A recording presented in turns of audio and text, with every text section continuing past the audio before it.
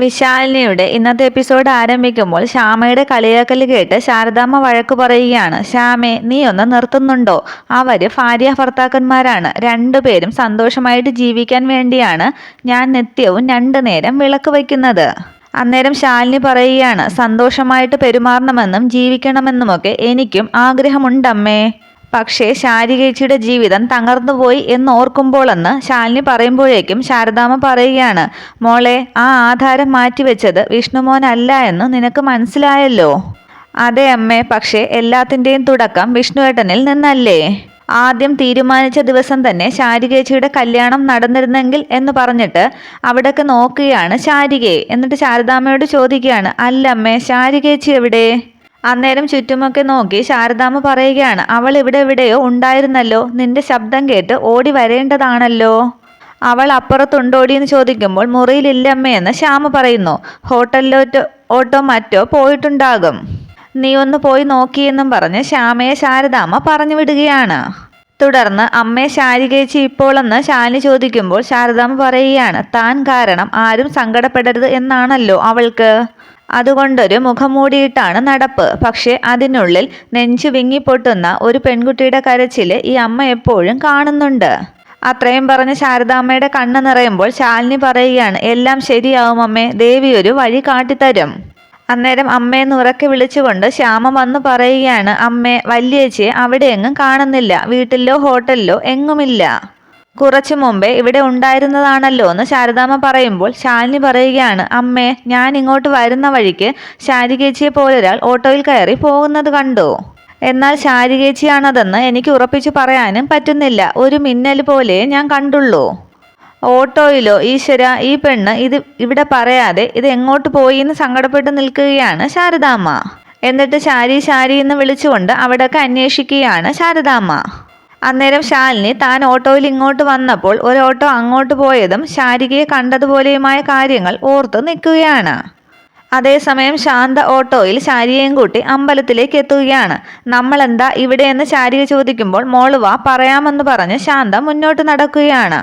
അന്നേരം ശാന്തയുടെ കൈ പിടിച്ച് നിർത്തി ശാരിക പറയുകയാണ്, ചേച്ചി, നമുക്കാദ്യം ഹോസ്പിറ്റലിലേക്ക് പോകാം. അന്നേരം ശാന്ത പറയുന്നു, മോളാദ്യം ഞാൻ പറയുന്നത് കേക്ക്, എൻ്റെ കൂടെ വാ. അന്നേരം കരഞ്ഞ് ശാരിക പറയുകയാണ്, രാജീവ് സാറിൻ്റെ കാര്യം അറിയാതെ എനിക്കൊരു സമാധാനവും ഇല്ല ചേച്ചി. അതിന് തന്നെയാണ് ഞാൻ പോകുന്നത്. മോള് വന്നേന്ന് വിളിക്കുകയാണ് ശാന്ത. വീണ്ടും ശാരിക ചോദിക്കുകയാണ്, എനിക്കൊന്നും മനസ്സിലാകുന്നില്ല. രാജീവ് സാറ് ആത്മഹത്യക്ക് ശ്രമിച്ച് ഹോസ്പിറ്റലിൽ കിടക്കുമ്പോൾ നമ്മൾ എന്തിനാ അമ്പലത്തിലേക്ക് പോകുന്നത്? രാജീവ് സാറിൻ്റെയും മോളുടെയും നന്മയ്ക്ക് വേണ്ടി തന്നെയാണെന്ന് കൂട്ടിക്കോ. സാറിൻ്റെയും നിന്റെയും എല്ലാ പ്രശ്നങ്ങൾക്കും ഉള്ള പരിഹാരം ഇന്നീ അമ്പലനടയിൽ ഉണ്ടാകും. കുറച്ചു നേരത്തേക്ക് മിണ്ടരുത്. ഭഗവാനെ മനസ്സിലർപ്പിച്ച് നന്നായി പ്രാർത്ഥിച്ചോ എന്ന് പറയുകയാണ് ശാന്ത. വീണ്ടും സംശയം പ്രകടിപ്പിച്ച് ശാരിക നിൽക്കുമ്പോൾ ശാരികയെ പിടിച്ച് മുന്നോട്ട് നടക്കുകയാണ് ശാന്ത. തുടർന്ന് അമ്പലത്തിലേക്ക് കയറുമ്പോഴേക്കും ശാരിക കാണുന്നത് ശ്രീകോവിലിന് മുന്നിൽ തൊഴുതു നിൽക്കുന്ന രാജീവിനെയാണ്. അന്നേരം രാജീവ് സാറോ എന്ന് പറഞ്ഞുകൊണ്ട് രാജീവിൻ്റെ അടുത്തേക്ക് ഓടി ചെല്ലുകയാണ് ശാരിക. സാറിന് കുഴപ്പമൊന്നും ഇല്ലല്ലോ എന്ന് ചോദിക്കുമ്പോൾ ഇല്ലാന്ന് പറയുകയാണ് രാജീവ്. തുടർന്ന് സങ്കടപ്പെടുകയാണ് ശാരിക. ഈ കുറഞ്ഞ സമയത്തിനുള്ളിൽ എന്തുമാത്രം ഞാൻ തീ തിന്നെന്ന് അറിയാമോ? തുടർന്ന് ശാന്തയെ പിടിച്ചു കുലുക്കി ശാരിക ചോദിക്കുകയാണ്, സാറ് ആത്മഹത്യക്ക് ശ്രമിച്ചു എന്ന് എന്തിനാണ് എന്നോട് കള്ളം പറഞ്ഞത്? അന്നേരം അവിടേക്ക് വന്ന വിഷ്ണു പറയുകയാണ്, അതിന് ശാന്തേച്ചിയല്ല ഉത്തരവാദി. ദാസനോടും കമലിനോടും കൂടി ശാരികയുടെ അടുത്തേക്ക് വരികയാണ് വിഷ്ണു പറയുകയാണ്, ശാന്തേച്ചിയെ കൊണ്ട് അങ്ങനെ പറയിപ്പിച്ചത് ഞാനാണ്. വിഷ്ണുവേട്ടനോന്ന് ചോദിക്കുമ്പോൾ വിഷ്ണു പറയുകയാണ്, അതെ, ശാരികയെ ഉടനെ ഈ അമ്പലത്തിൽ എത്തിക്കേണ്ട ഒരു അത്യാവശ്യം ഉണ്ടായിരുന്നു. അതിന് ഞാൻ വേറെ വഴിയൊന്നും കണ്ടില്ല. അപ്പോഴൊരു പ്രധാനപ്പെട്ട കാര്യം അറിയിക്കാനുണ്ട്. അത് എന്ന് പറഞ്ഞിട്ട് രാജീവിനെ നോക്കി വിഷ്ണു പറയുകയാണ്, അല്ലെങ്കിൽ അത് രാജീവ് സാറ് പറയും. ശാരികയുടെ മുമ്പിലേക്ക് നിന്ന് രാജീവ് പറയുകയാണ്, ശാരികയെ, ഞാൻ പറയാൻ പോകുന്നത് ഇയാൾക്കൊരു ഷോക്കാകുമെന്ന് എനിക്കറിയാം. എന്നാലും എൻ്റെ മുൻപിൽ വേറെ വഴികളില്ല. സാറ് പറഞ്ഞോളൂ എന്ന് പറയുകയാണ് ശാരിക. ഇന്ന് എൻ്റെ വിവാഹമാണെന്ന് രാജീവ് പറയുന്നു. അത് കേട്ട് ആകെ സ്തംഭിച്ചു നിൽക്കുകയാണ് ശാരിക. അമ്മയ്ക്ക് ഒറ്റ മകനാണ് ഞാൻ. എന്നെ വളർത്തിയതും പഠിപ്പിച്ചതുമൊക്കെ വളരെ പ്രതീക്ഷയോടുകൂടിയാണ്. അമ്മയ്ക്ക് വയ്യാതായി തുടങ്ങി. ഇടയ്ക്കൊരു നെഞ്ചുവേദനയുടെ കാര്യമൊക്കെ പറയുന്നുണ്ട്.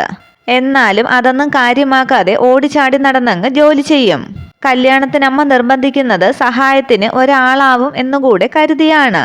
വീണുപോയാൽ പിന്നെ വേറെ ആരുമില്ല. അമ്മാവനുണ്ടെങ്കിലും ഒരു പെണ്ണിന്റെ സഹായത്തിന് പെണ്ണ് തന്നെ വേണ്ടേ? അതുകൊണ്ട് വിവാഹം ഇനിയും വൈകിപ്പിക്കാൻ പറ്റില്ല ശാരികയെ.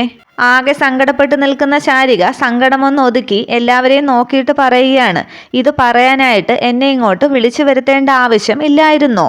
ഒരു ഫോൺ കോളിന്റെ ആവശ്യമേ ഉണ്ടായിരുന്നുള്ളൂ. അത് പറ്റില്ല. ഒരു ഫോൺ കോളിൽ അവസാനിപ്പിക്കാൻ പറ്റുന്നതല്ലല്ലോ എനിക്ക് ശാരികയുമായിട്ടുള്ള ബന്ധം. നേരിട്ട് പറയുന്നതിൽ എന്താണ് വ്യത്യാസം സാർ എന്ന് ചോദിക്കുന്നു ശാരിക. എന്തായാലും ബന്ധം അവസാനിക്കുകയല്ലേ എന്ന് സങ്കടത്തോടു കൂടി പറയുകയാണ് ശാരിക. അപ്പോ തനിക്കതിൽ ഒരു സങ്കടവും ഇല്ല അല്ലേ? കുട്ടിക്കാലത്ത് ഞങ്ങൾക്ക് ഒരുപാട് കളിപ്പാട്ടങ്ങളൊന്നും ഉണ്ടായിരുന്നില്ല. അമ്മയുണ്ടാക്കുന്ന ഓലപ്പന്തോ റബ്ബർ ചെരുപ്പ് ചെത്തി ഉണ്ടാക്കുന്ന കളിവണ്ടിയോ അങ്ങനെയൊക്കെ ഉണ്ടായിരുന്നുള്ളൂ ഞങ്ങൾക്ക്. അങ്ങനെ കൂട്ടുകാരികളിടുന്ന പല നിറത്തിലുള്ള കുപ്പിവളകള്, പല നിറത്തിലുള്ള ഉടുപ്പുകള്, അതൊക്കെ കാണുമ്പോൾ കുറച്ചു കാലത്തെ മോഹങ്ങളെ ഞങ്ങൾക്കുണ്ടായിരുന്നുള്ളൂ. ആരും പറഞ്ഞു തന്നില്ലെങ്കിലും തിരിച്ചറിവുണ്ടായപ്പോൾ നമുക്കെല്ലാം മനസ്സിലായി അർഹിക്കാത്തതൊന്നും ആഗ്രഹിക്കരുതെന്ന്. സാറിന്റെ കാര്യത്തിൽ മാത്രമാണ് എനിക്കൊരു അബദ്ധം പറ്റിയത്. വിഷമമില്ല എന്ന് ഞാൻ പറയുന്നില്ല, അതുണ്ടാകും. പക്ഷേ കാലം മായ്ക്കാത്ത സങ്കടം എന്താണുള്ളത് സാർ? സങ്കടം വിങ്ങിപ്പൊട്ടി ശാരിക പറയുകയാണ്, ഞാൻ പോട്ടെ സാർ. ഹോട്ടലിലും വീട്ടിലുമൊക്കെ ഒരുപാട് ജോലികൾ ബാക്കി കിടക്കുകയാണ്. തുടർന്ന് ശാരിക പോകാൻ തുടങ്ങുമ്പോൾ നിൽക്കിയെന്ന് പറയുകയാണ് രാജീവ്. എൻ്റെ ഭാര്യയാകാൻ പോകുന്ന കുട്ടിയെ കാണണ്ടേ തനിക്ക്? അതാരായാലും ലോകത്തിലെ ഏറ്റവും വലിയ ഭാഗ്യവതിയാണ്. ഇത്രയും സ്നേഹിക്കുന്ന സാറിനൊപ്പം ജീവിക്കാൻ കഴിയുന്നതിനേക്കാൾ ഏറ്റവും വലിയ പുണ്യം വേറെ എന്താണ്? തലകുനിച്ച് നിൽക്കുന്ന ശാരിയെ നോക്കി രാജീവ് പറയുകയാണ്, ആ ഭാഗ്യവതിയെ കാണണമെങ്കിൽ താൻ എൻ്റെ കണ്ണുകളിലേക്ക് നോക്ക്. എൻ്റെ കൺമുന്നിൽ ഉണ്ടവൾ, എൻ്റെ ഹൃദയത്തിലെന്ന് നെഞ്ചത്ത് കൈവച്ചു പറയുന്നു രാജീവ്. അന്നേരം രാജീവിൻ്റെ കണ്ണുകളിൽ തന്നെ കാണുകയാണ് ശാരിക. അതേടോ, ഇയാൾ തന്നെയാണ് എൻ്റെ വധുവാകാൻ പോകുന്നത്. അത് കേട്ട് സന്തോഷിക്കുകയാണ് വിഷ്ണുവും കമലനും ദാസനും ശാന്തേച്ചിയും ഒക്കെ. രാജീവ് പറയുകയാണ്, ഞാൻ പറഞ്ഞിട്ടില്ലേടോ ശാരികയില്ലാതെ രാജീവിനൊരു ജീവിതമില്ലാന്ന്. ഒന്നും മനസ്സിലാകാതെ വിവാഹമോന്ന് ശാരിക ചോദിക്കുമ്പോൾ വിവാഹം എന്ന് പറയുകയാണ് വിഷ്ണു. രാജീവ് സാറ് ആത്മഹത്യക്ക് ശ്രമിച്ചു എന്നറിഞ്ഞപ്പോൾ ഓടിപ്പാഞ്ഞ് എത്തിയില്ലേ? 2 ജീവനുകളും പരസ്പരം കൊരുത്തതാണെന്നാണ് അതിനർത്ഥം. 2 ജീവനുകളും ഒന്നിക്കട്ടെ, അപ്പോൾ ഇനിയും മുന്നോട്ടുള്ള ജീവിതം ഒരുമിച്ചാകാം എന്നർത്ഥം. ശാരികയ്ക്ക് സന്തോഷമായെങ്കിലും ഒന്നാലോചിച്ച് പക്ഷേ ഇപ്പോൾ ഒന്ന് ചോദിക്കുന്നു, ഇപ്പൊ എന്താ പ്രശ്നമെന്ന് വിഷ്ണു പറയുകയാണ്. അമ്മയെന്നും അറിയിക്കാതെ അതൊന്നും ശരിയാകില്ല വിഷ്ണുവേട്ടാ. എടോ, എല്ലാവരും അറിഞ്ഞ് കതിർ മണ്ഡപം വരെ എത്തിയതല്ലേ, എന്നിട്ടത് നടന്നോ? അന്നുണ്ടായിരുന്ന അതേ തടസ്സങ്ങൾ ഇപ്പോഴും നിലനിൽക്കുന്നുണ്ടല്ലോ. വീട്ടുകാരെയൊക്കെ അറിയിച്ചിട്ട് ഉടനെയൊന്നും ഈ കല്യാണം നടക്കില്ല ശാരികയെ നമ്മളെല്ലാവരെയും അറിയിക്കും. പക്ഷേ ഈ ചടങ്ങിന് ശേഷമാണെന്ന് മാത്രം. കല്യാണം കഴിഞ്ഞതിന് ശേഷം ആരെതിർത്താലും അതൊന്നും ഒരു പ്രശ്നമേ അല്ല. എടോ, ശാരികയെ ചേർത്ത് നിർത്തി രാജീവ് സാറിന് ധൈര്യമായിട്ട് പറയാം ഇതെന്റെ ഭാര്യയാണെന്ന്. അന്നേരം ശാരിക പറയുകയാണ്, വേണ്ട വിഷ്ണുവേട്ട, അമ്മയറിയാതെ എൻ്റെ ജീവിതത്തിൽ ഇന്നേ വരെ ഒന്നും നടന്നിട്ടില്ല. ഇനിയും അങ്ങനെ തന്നെ ആയിരിക്കും. അമ്മയെ ചതിക്കുന്നതിനെ കുറിച്ച് എനിക്ക് ചിന്തിക്കാനേ കഴിയില്ല. അന്നേരം വിഷ്ണു ചോദിക്കുകയാണ്, ശാരികയെ ഇഷ്ടപ്പെടുന്ന ഒരാളുമായിട്ട് വിവാഹം നടത്തുന്നതിന് എന്താണ് ഒരു ചതി? രാജീവ് സാറുമായിട്ടുള്ള വിവാഹത്തിന് ശാരദാമ്മ സമ്മതം മൂളിയതല്ലേ? ഒരിക്കൽ കതിർ മണ്ഡപം വരെ ഒരുക്കിക്കൊണ്ട് വരികയും ചെയ്തു. എടോ, നിങ്ങളുടെ സന്തോഷകരമായിട്ടുള്ള ഒരു ഭാവി ജീവിതമായിരുന്നു അന്ന് അവിടെ കൂടിയിരുന്ന എല്ലാവരുടെയും പ്രാർത്ഥന. ഇപ്പോഴും ആ ബന്ധത്തിന് ഒരു മാറ്റവും ഉണ്ടായിട്ടില്ലല്ലോ. ഇനിയിപ്പോ അമ്മയെ അറിയിക്കുന്ന കാര്യമാണെങ്കിൽ അതുപോലെ ഒരു അമ്മയുടെ മകൻ തന്നെയാണ് ഈ നിൽക്കുന്ന രാജീവ് സാറും അമ്മയെ അറിയിച്ചിട്ടില്ല. എടോ, സാറ് നേരത്തെ പറഞ്ഞതുപോലെ ആ അമ്മയ്ക്കുമുണ്ട് മകനെ പറ്റിയുള്ള ആഗ്രഹങ്ങളും പ്രതീക്ഷകളും എല്ലാം. അന്നേരം ഉറച്ച തീരുമാനത്തിൽ ശാരിക പറയുകയാണ്, വിഷ്ണുവേട്ടൻ എന്തൊക്കെ പറഞ്ഞാലും ശരി, അമ്മ അറിയാതെ എൻ്റെ വിവാഹം നടക്കില്ല. അത് കേട്ട് ആകെ നിരാശനാവുകയാണ് വിഷ്ണുവും രാജീവും. എന്നിട്ട് ശാരിക പറയുകയാണ്, ശാന്തേച്ചി വരുന്നെങ്കിൽ വാ. തുടർന്ന് ശാരിക പോകാനായി ഇറങ്ങുകയാണ്. അന്നേരം വിഷ്ണു വിളിക്കുകയാണ്, ശാരിക ഒന്ന് നിന്നേ. ഇവിടെ ഒരു കതിർ മണ്ഡപം ഒരുക്കി കർമ്മിയെ വരെ വിളിച്ചു വരുത്തി. പിന്നെ നിങ്ങൾക്കുള്ള വിവാഹ വസ്ത്രം വരെ അറേഞ്ച് ചെയ്ത ഈ വിഷ്ണു ഒരു വിഡ്ഢിയല്ല. വിവാഹ നിശ്ചയം മുടക്കി നിങ്ങളുടെ ജീവിതത്തിൽ പ്രശ്നങ്ങൾ ഉണ്ടാക്കി തുടങ്ങിയത് ഈ വിഷ്ണുവാണ്. അതുകൊണ്ട് നിങ്ങളെ ഒരുമിപ്പിക്കണം എന്നുള്ളത് എൻ്റെ ഒരു വാശിയാണ്.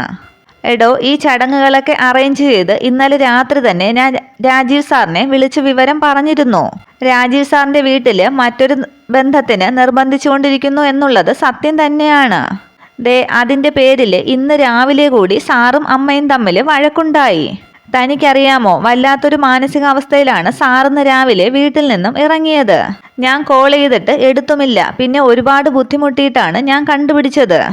അത് ദേ അങ്ങോട്ട് പറഞ്ഞു കൊടുക്കട ദാസാന്ന് പറയുമ്പോൾ ദാസൻ പറയുകയാണ്, പരുന്തുപാറ സൂയിസൈഡ് പോയിന്റിൽ നിന്ന്. അത് കേട്ട് ഞെട്ടി സങ്കടപ്പെട്ടു നിൽക്കുന്ന രാജീവിനെ നോക്കുകയാണ് ശാരിക. വീണ്ടും വിഷ്ണു പറയുകയാണ്, എടോ ശാന്തേച്ചി പറഞ്ഞതിൽ പകുതിയെ കളവുള്ളൂ. സാറിന് ആ സമയത്ത് എന്തെങ്കിലും ഒരു അവിവേകം മനസ്സിൽ തോന്നിയിരുന്നെങ്കിൽ ആ കള്ളം ഇപ്പോൾ സത്യമാകുമായിരുന്നില്ലേ? ഒരു പക്ഷേ സാറിനെ നമുക്ക് നഷ്ടപ്പെട്ടു പോയേനെ.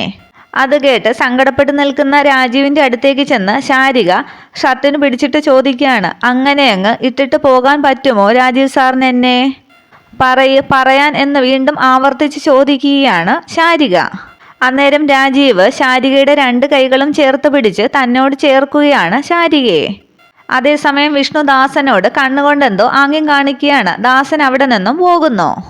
അന്നേരം ആലോചിച്ച് നിൽക്കുന്ന ശാരികയോട് കമലന്റെ കയ്യിൽ നിന്നും ഡ്രസ്സ് വാങ്ങിച്ചിട്ട് വിഷ്ണു പറയുകയാണ്, ദേ ശാരികയ്ക്കും മാറാനുള്ള ഡ്രസ്സ്. രാജീവിനെ ഒന്ന് നോക്കിയ ശേഷം അത് വാങ്ങുകയാണ് ശാരിക.